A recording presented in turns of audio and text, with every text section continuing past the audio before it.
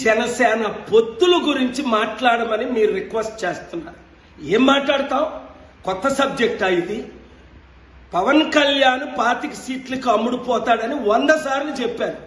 హర్రామ్ జోగయ్య, ముద్రగడ పద్మనాభం గారు లేదు 50-60 సీట్లు ఇవ్వాలి, సీఎం పోస్టు 2.5 సంవత్సరాలు ఇవ్వాలి.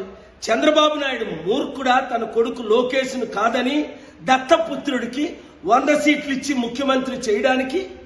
కాపులు బీసీల పట్ల న్యాయం చేశాడు ఎప్పుడైనా చంద్రబాబు నాయుడు?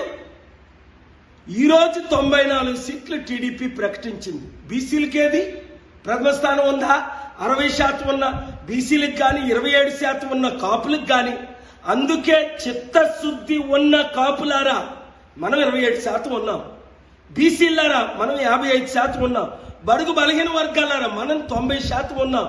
మోదీ తొత్తైన పవన్ కళ్యాణ్తో ఉంటారా? చంద్రబాబు నాయుడుతో ఉంటారా? తేల్చుకోండి. లేదా ప్రపంచాన్ని అభివృద్ధి చేసి శాసించి దేవుడు పంపగా వచ్చిన ప్రజాశాంతి పార్టీతో ఉంటారా? నన్ను విశాఖపట్నం ఎంపీగా గెలిపించండి.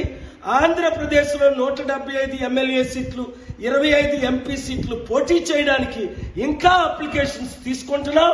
7569441275.